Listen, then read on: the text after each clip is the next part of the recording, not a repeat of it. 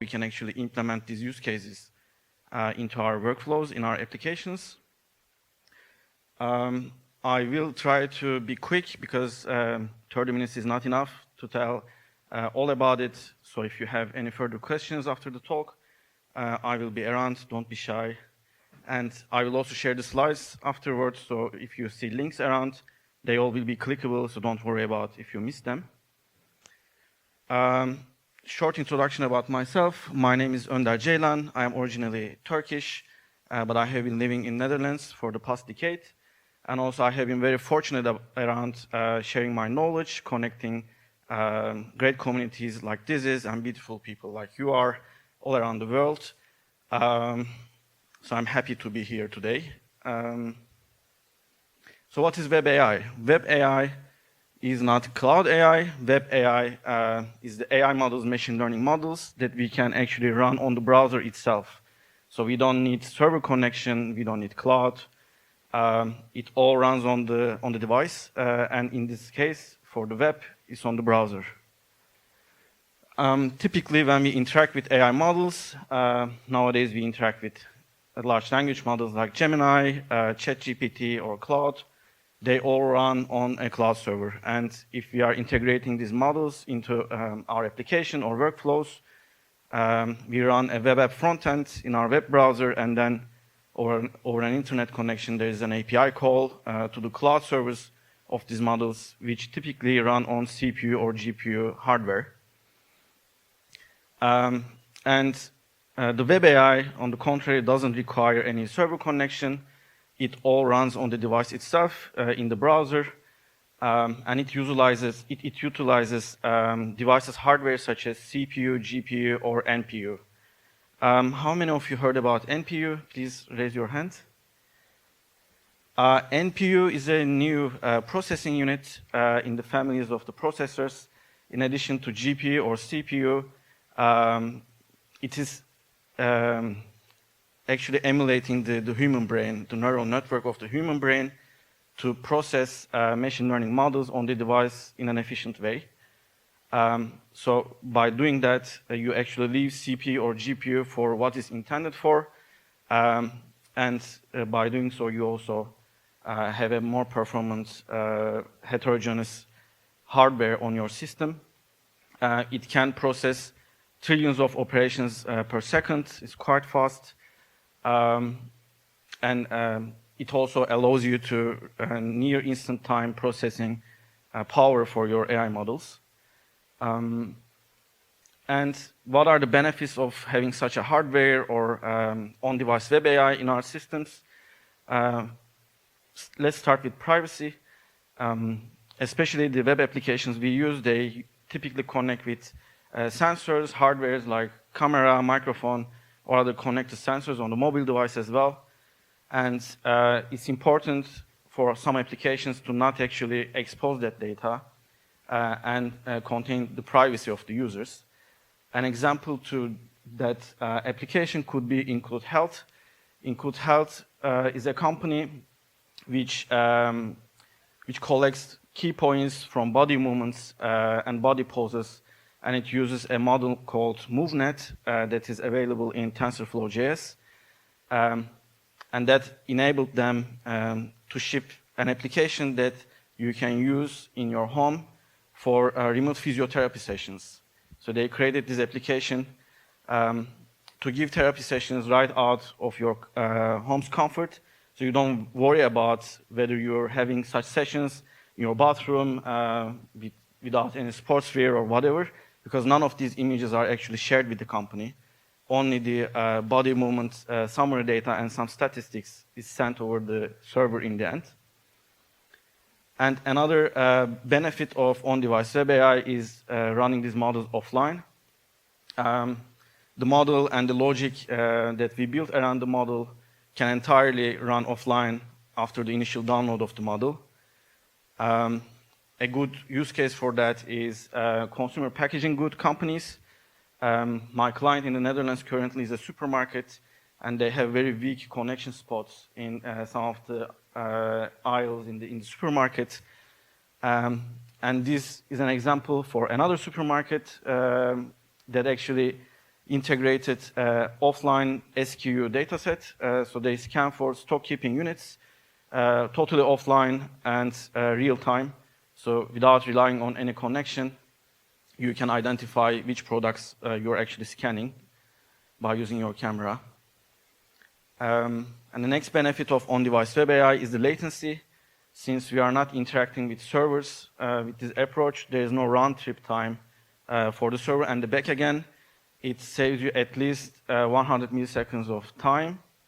And where this is applicable is typically real-time video processing applications. In this use case, we see body movement, pose detection, and segmentation models in play. And it can allow up to 120 frames per second processing using on-device models with a mid-range laptop GPU. So you don't also need latest GPU hardware to do such real-time processing. And the final benefit that I want to talk about is the cost implication of these applications. Typically, when you interact with AI models, you pay per token, pay per use, and you basically rent CPU, GPU, and RAM if you're renting a server to run your own models. And in the end, you're also saving the bandwidth because your data, your image, your video processing is not going through the servers. It saves you a lot of money. And a use case of this is a video conferencing application. We use it with remote work or hybrid work every day with Microsoft Teams or Google Meet. And if they were to implement a feature such as background image replacement or background blur functionality via using server cloud solutions, it would cost them at least $2 billion per year. It's quite a big of cost if you were to do such a frame-based operation on cloud-based AI solutions. By doing this on the client, they also save a lot of costs.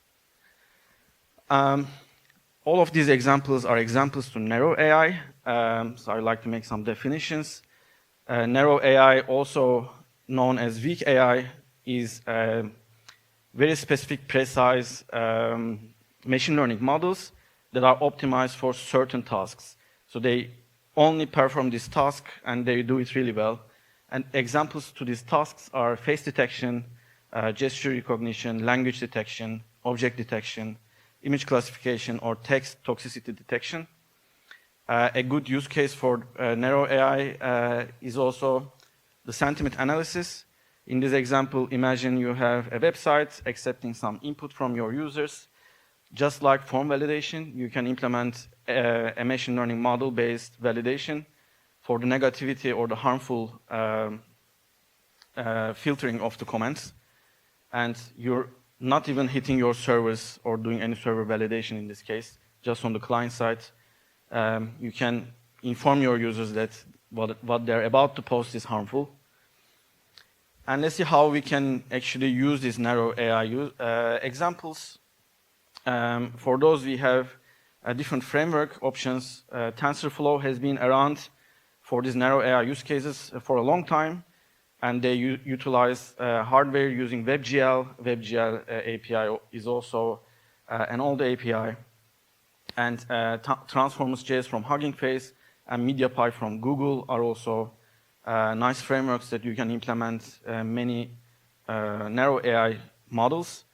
And where to discover these models is via the model hubs. Hugging Face is a model hub that I often use, and Kaggle is another one. Here we are searching in Hugging Face for models. I'm navigating to NLP, natural language processing, and text classification. And I'm also filtering for libraries. In this case, I would like to use this not with Transformers Python, but with Transformers.js web-based framework. So not all the models are compatible with Transformers.js, so you need to do this filtering. And once you reach to the model, you copy the code snippet, and you can integrate it to your app. And this is the code snippet that is used to integrate that model. It does sentiment analysis. This is the model name. and we are using the transformers package and its pipeline interface. And here we also choose to use web GPU to make it more performant. And when we execute this, it's running against this input that I pass. I say I love transformers, and it's 99% precision positive sentiment. So that actually works well. And the next set of AI tools that I want to talk about is the Gen AI, the generative AI. We use generative AI for image generation, video generation, code generation, 3D model generation, audio generation, and text generation. Let's talk about images. All these images are actually generated by an open model that is called Flux. So there are open models that you can use for free for image generation. There are also paid models such as Midjourney or Dolly that you can use by paying a fee.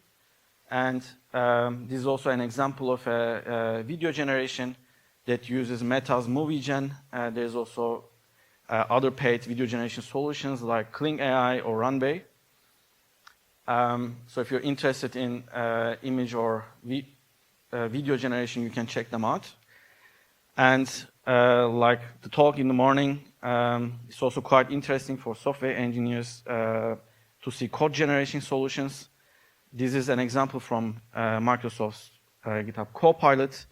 And recently, they also created a cursor-like interface that brings you a change set, like a peer that is creating a code block for you, so you can accept or decline that change set.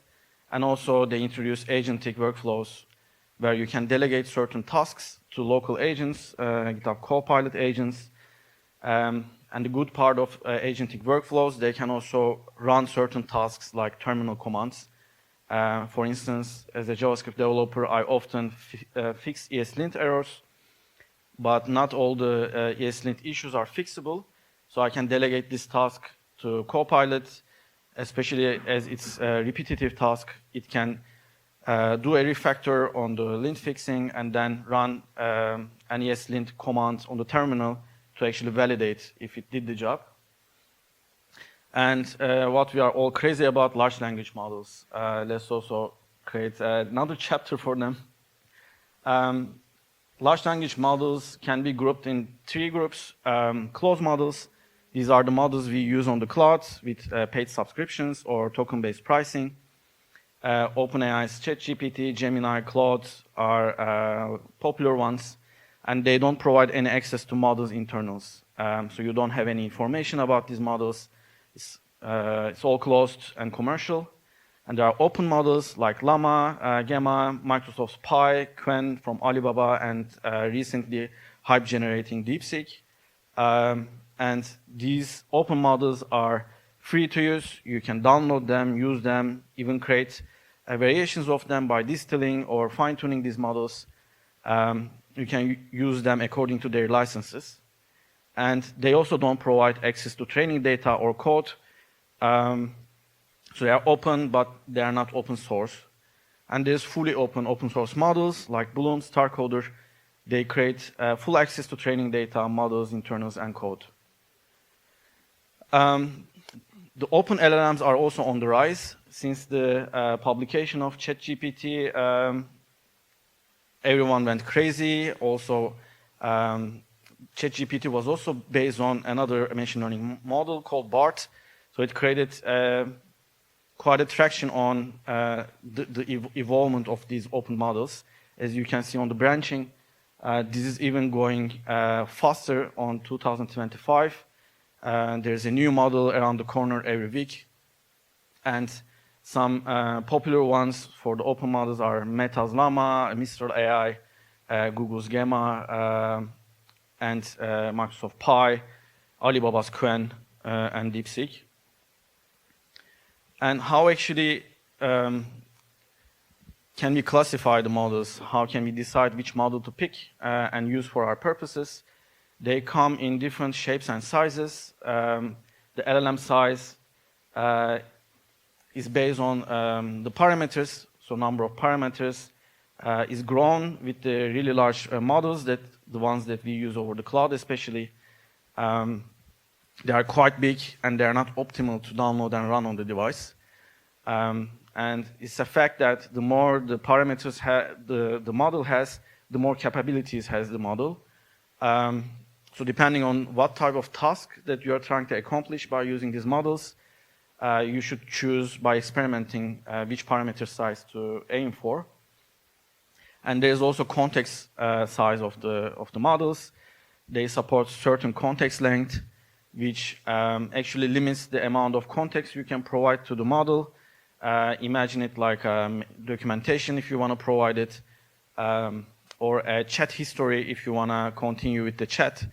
So it could be limited based on these context limits, and it's token based. As you can see, it's not latest anymore, but GPT-4 was 128,000 tokens length, which is quite big.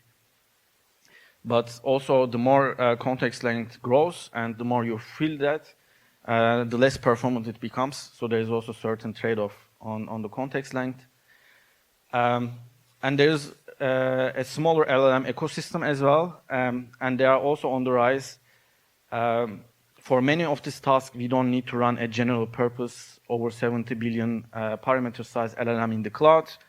We could aim for what we can call small, if it's less than 3 billion parameters or 1 billion parameters, which typically is less than 1 gigabyte of size, which you can download to your device or to your browser and perform certain tasks. And with these, with some techniques that gets the model smaller and getting more quality, you can see a smaller model such as small LM from Hugging Face is performing as good as Microsoft Pi or QN or Llama in many of these cases. Here we see the demo of a small model. Is 135 million parameters, quite small, and it processes 178 tokens per second on device offline, quite fast, as you can see. Maybe it's even faster than what you get for the inference speed from AI tools like ChatGPT or Claude. And as we get more curious about these models, how can we actually pick a model? You can use the model hub and the leaderboard of these models, such as Hugging Face's OpenLLM leaderboard. It runs certain benchmarks against these models and also gives it an average score. Here I filter for Google Gemma distributions, because Google Gemma also has many distributions, coming up with numbers like parameter size or some other information or some bits. We need to know what we are picking and why. So that makes this notation interesting for us. Typically, this is what you see when you actually see an open model out in the model hub. It comes with a set of strings. The first string represents the publisher and the community behind the model. Here we see the MLX community. This is the model that we saw on the iPhone. And MLX community publishes models that are optimized for Apple Silicon AI optimized processing. So these models perform better than other models that only uses WebGPU on the device. They also use the machine learning chipset on the device to perform actions in a faster and efficient way. So I picked this one for my Apple device, and then comes the model name. Model name typically has VLM or LM. If it's a vision model, it's VLM. It's a language model, it's LM. And typically there's also a certain version for this model. I need to smile for the camera. Somebody told me this morning. Hello. And there's also parameter size. As I mentioned, this is a quite small model. And next comes the fine-tune. There is certain fine-tuned versions of these LLMs. For instance, you have the coder fine-tuned models. You have the instruct model. With this instruct model, this is especially fine-tuned for getting instructions, like how we chat with the model. You say, create a list for me by processing this table, and it gets the instruct, it knows what it needs to do and how to respond with an instruct. And the data that is trained and fine-tuned for this is also based on giving instruction, getting an output based on instruction. And the last bit is the quantization level. This is used for compressing the model, as these models are quite big.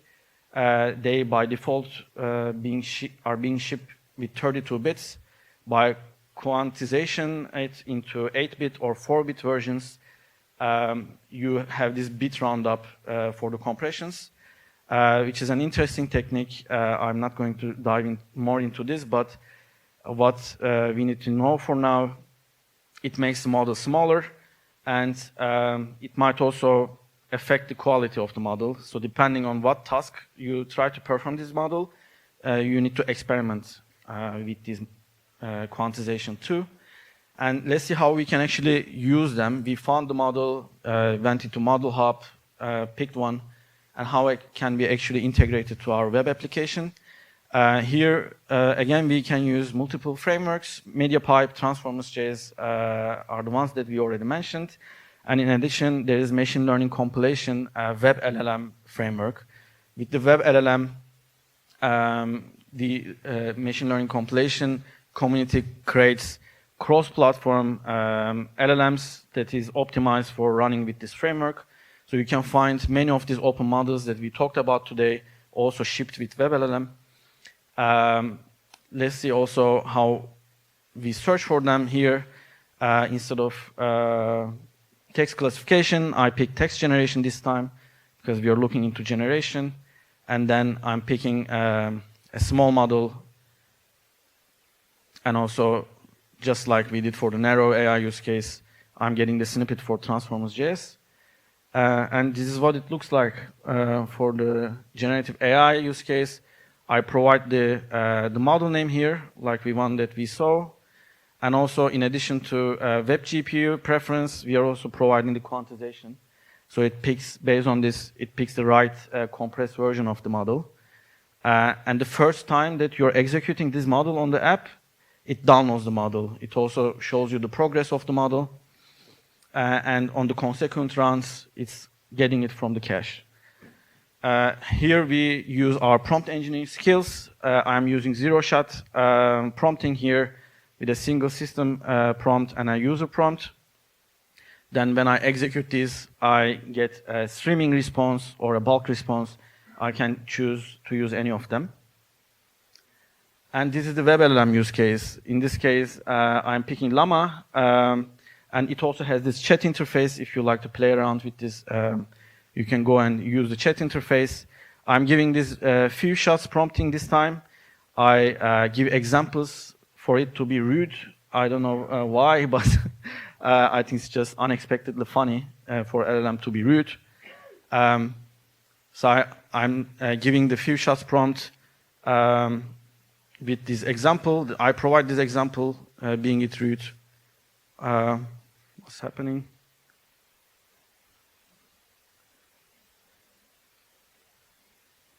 Oh yeah, here it is. And then I'm providing this input next. I'm in a tech conference in front of a vibrant audience. Tell me a nice joke that I can share with them. And it gets some attitude, like I don't have time to come up with jokes for a bunch of tech heads. This is not me saying that, sorry folks. Just Google it yourself, okay? It has some attitude even. And how can we generate this by using the framework with coding? This is how you integrate WebLLM framework. Again, you provide a model name. This time there's no publisher, as you can see, because these are all published under MLC community. It directly gets it from Hugging Face portal, from what the models they publish. And here we see few-shot prompting. This is how I give an example for the assistant to respond in a rude way.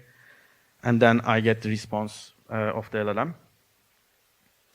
As I mentioned, it downloads it for the first time that you use it. It comes with some challenges because these are big. I use a desktop application called LM Studio. It's a chat application if you like to experiment with these open models. And here I downloaded 3 models, 132 billion parameters, quite big. 7 billion and 3 billion parameters. And all three adds up to almost 25 gigabytes of space. And when I actually start using one of them, it also consumes the amount of size of the LLM in the VRAM of my device. So I need to have a virtual RAM available on my GPU for the exact size of the model. And imagine there are many applications downloading these large language models for conducting some of their machine learning tasks. It can easily consume all your storage on the device, and it will be most likely duplicates even. Like if my application downloading Llama and another application again Llama, it's a waste of resources on my device. Just for that reason, there's a new initiative from Google called Built-in AI. Built-in AI is a new set of APIs, AI APIs running on the Chrome, and it uses a small model version of Gemini Nano on the device. So it downloads this model once to your Chrome, and all the applications you visit, extensions that you use, they can actually use this local model. And this is also to get it more smaller, even further more smaller and more performant. It is fine-tuned for some use cases. There are task APIs, which are expert models and fine-tunings of the Nano. And the beauty of these APIs, you don't need to care about updating the model yourself, whether you downloaded the 3 version of Llama or 3.2 version of Llama, which distribution, which parameter size.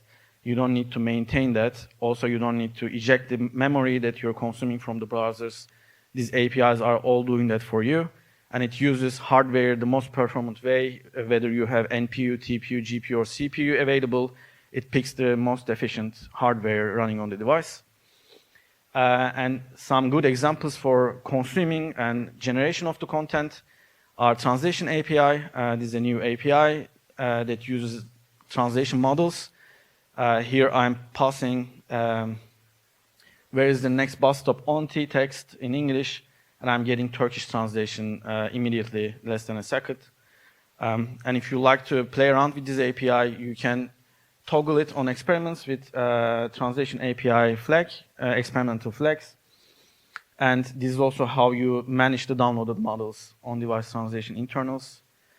And another use case of these task APIs is language detection. I can detect a language in a quite fast way with a high precision. Here with the same text, I'm getting 99% of precision of detection of the Turkish language, and very, very small chance of this being Azeri. Because Turkish and Azeri languages are quite similar, there's also very small chance that this is Azeri. And summarization API, one of my favorite task APIs.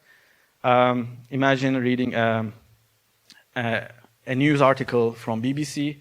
You can get a summarized output of the article in a very performant way. Here it allows some options to be passed. I can provide a context. This is an article from BBC. I can even say this is a sports article from BBC. And then there is a type of summarization. There are options of providing key points, too long didn't read, teaser or the headline of the article. You can get the response in certain length, short, medium, or long summary. And you can also get it in a markdown format if you need to have bullet points, for instance.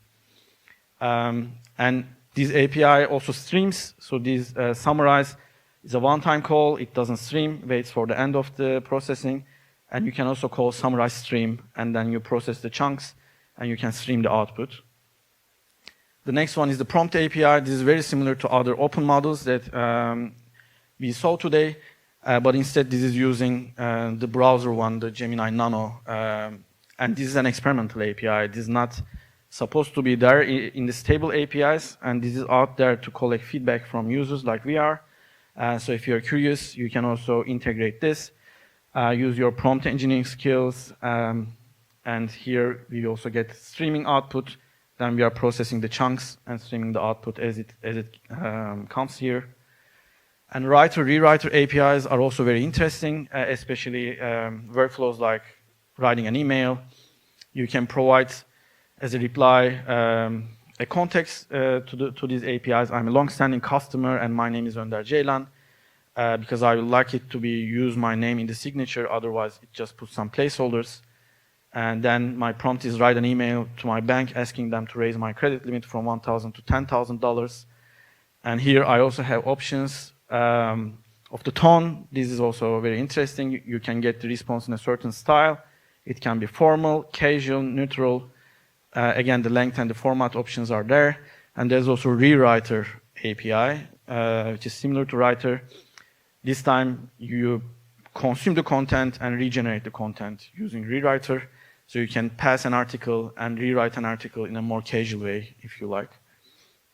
And these both APIs also stream. They can stream the output, so you can stream the response as soon as it comes. The status of these APIs are changing every day. Many of them are in origin trial, which means you can already start using them on websites or extensions. Translator API, language detector API, and summarizer API are ready to use in production at the moment with origin trials. And the rest of the APIs are in early preview program. If you're curious, you can join to early preview program and provide feedback about your use cases on these APIs. And as I mentioned, prompt API intent is not applicable, so there is no intent to publish this API in the end. Let's also look ahead. This is going quite fast, and let's see how where it brings us. It started with TensorFlow JS maybe a decade ago using WebGL with narrow AI solutions. Right now with WebAssembly and WebGPU technologies, you can get near native speed on processing machine learning models on the web, on your browsers. And Onyx framework is out there to create a standardized way of performing machine learning operations.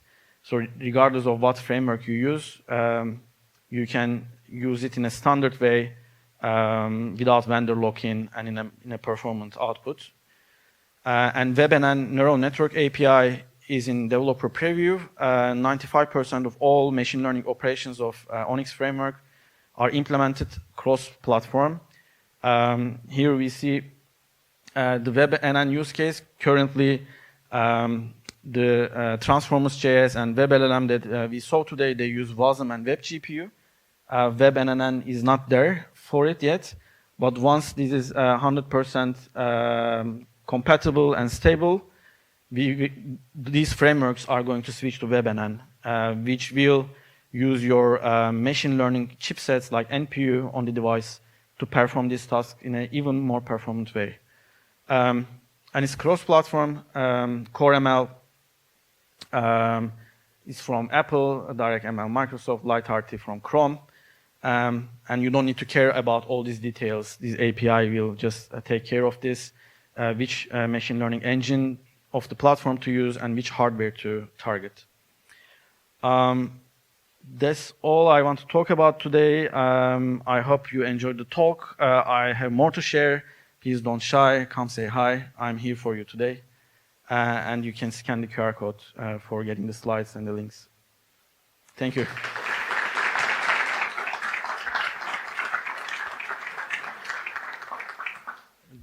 Okay, we have time for one question. Let's keep it 2 questions if it's very short. So, left or right, do we have some questions? There's one there. Okay. So, thinking about web browsers, where you don't control the machine or the connection the user has, what kind of parameter sizes can you run? What kind of what, sorry? Parameter sizes can you run on the models? You can go as much as your device can handle. I'm running 32 billion parameters, which gets less performant. The more parameter size grows, it becomes less performant. But it depends on which hardware you're going to use. You can also think about on-premise servers. So if you don't run it on the device itself, there might be a server around that you can connect to, which might have a rack of GPU hardware. And then you can also go even higher, like over 70 billion parameters. My question was specifically about web applications where you want to run it in a browser of a user, and you probably can't run a 32 billion parameter model there, I thought. Depends on the hardware. There's no certain limits on the file size that you can download. So it downloads it and caches in the cache API. So depending on what hardware you have on the device, it can go even further. Yeah. It was iPhone. I don't know. It's not my demo, sorry. Yeah, could be. Especially the latest devices and also the MacBooks, they have the NPU. Could be.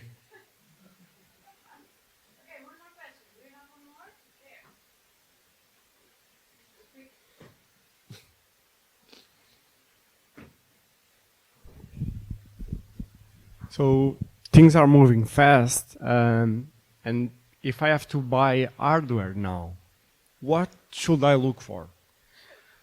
I recently bought my MacBook, and I aim for the largest GPU and also the largest RAM on it, because that also limits the amount of the size of the model that you can actually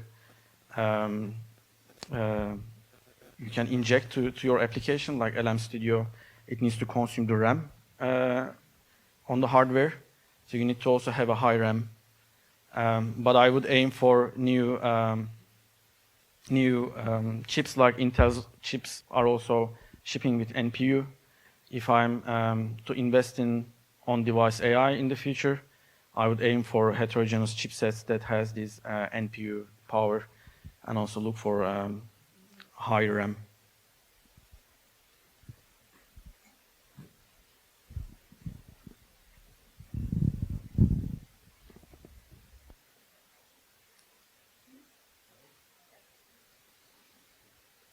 Yeah. Thank you all.